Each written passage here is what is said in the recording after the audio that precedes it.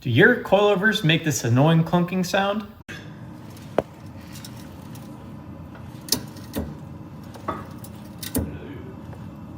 This is the video for you guys. I have 3 different troubleshooting steps in today's video that most of the people are going to fall in the first 2 categories of common issues that cause the suspension clunking.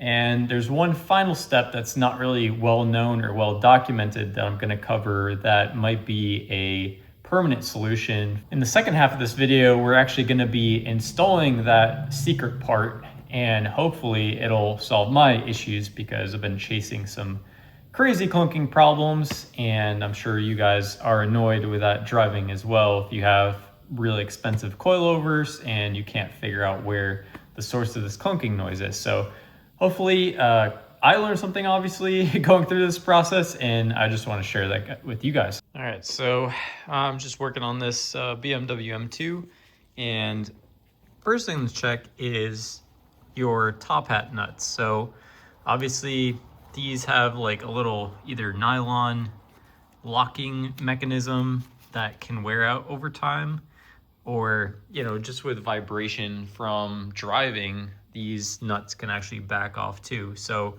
don't just put a socket on this and call it good, because you need to make sure you counter hold this hex screw and turn this at the same time. So you can either use an open-ended wrench and then hold that with your Allen key, or they have special tools actually to counter hold the top hat nuts. So if you don't own a torque wrench, I suggest you purchase one, because not owning a torque wrench and owning a performance car of any kind is almost criminal. You have to always make sure everything's torqued to spec, or when you're doing a nut and bolt check, it's good to make sure everything's tightened down properly. Now, second thing, there is a bearing underneath here. So either you'll get some sort of, it almost looks like a skateboard bearing if you've seen those with some of the fancier style top hats, or you'll get a spherical type of joint where it's just a ball, it's almost like a ball joint. And over time, that can start developing a little bit of play, especially if you don't have a cover. So my car actually has a cover that covers this whole thing up, and what happens is you end up getting dust and debris in there in between the metal on metal joints, and it creates a lot of wear and play in between those moving metal parts, and then you'll get clunking over time. So one thing I like to do is put some heavy like marine grease in there, or some red moly grease of some kind, some high performance grease, pack it in there. And then if you can find some sort of cap or cover for this whole assembly, just to keep the dust out of there, it'll allow those bushings or bearings inside to last a bit longer too. Now, optionally, some vehicles have another bearing that sits underneath in between some of the assembly. And for my car, I have Olin suspension, and there's a little plastic bearing that's OEM that comes from the factory, and these have little ball bearings inside and allow the whole assembly to rotate as you're turning the steering wheel. And what happens over time is there's debris that can get in there and kind of mess up the ability for these to turn properly. So a lot of times you can actually separate these plastic bearings and then just repack them with grease, which is the easiest solution, or you just need to replace them. I think at least on BMWs, they're like, I don't know, $30 something a piece for these plastic bushings. So if those first 2 things don't solve your issue, then your problem is most likely spring binding. So let me try to explain this with all this taken apart.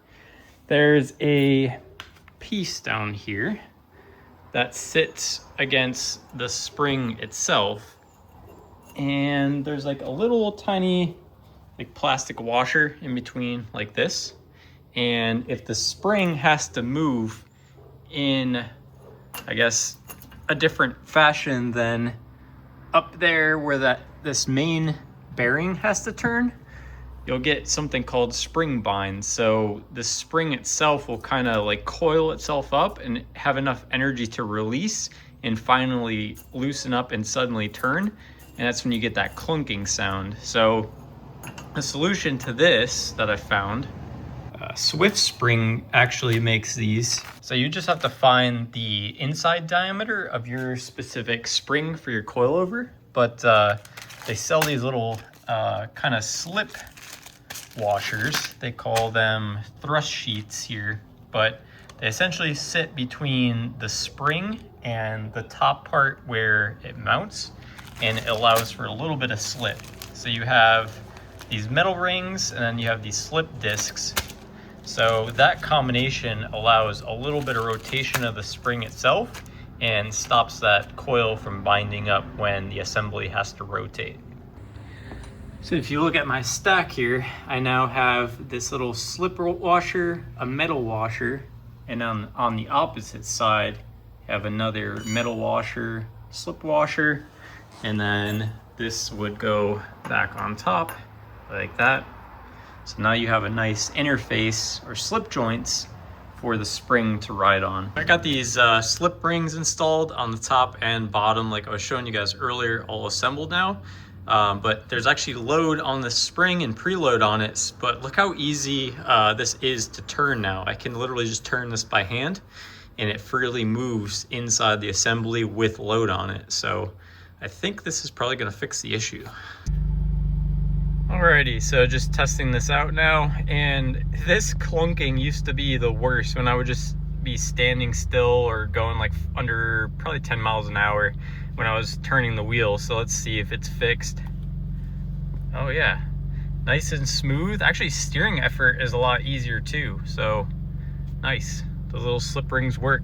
So one last solution I want to show you guys, similar to those Swift Spring little pads, is if you go on the McMaster Car website, and I'll leave a link in the description for this, but if you go down to bearings and then thrust bearings and then this roller bearing here, so once you select that, it comes up with some different options, and they have sizes in both metric and standard, but you're going to want to look at inside diameter, so 4 shaft diameter, and then you'd come down, I believe mine was like a 65 millimeter, so you would select this one. So, and then you can actually look at the part here as well.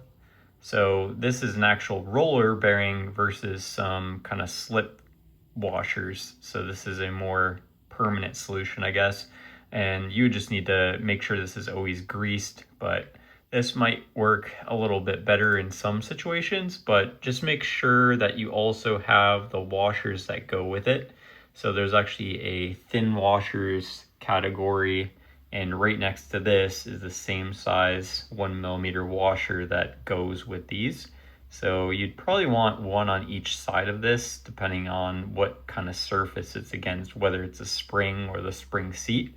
But this solution, I kind of want to try next if my washers decide to wear out prematurely. So they also have like regular versions, they have high load versions, and then they tell you like the maximum thrust capacity in pounds, so you can kind of calculate and figure out, you know, what's best for your application. But yeah, hopefully you guys found this video helpful, and leave a comment if that worked for you or if you have similar coilover issues.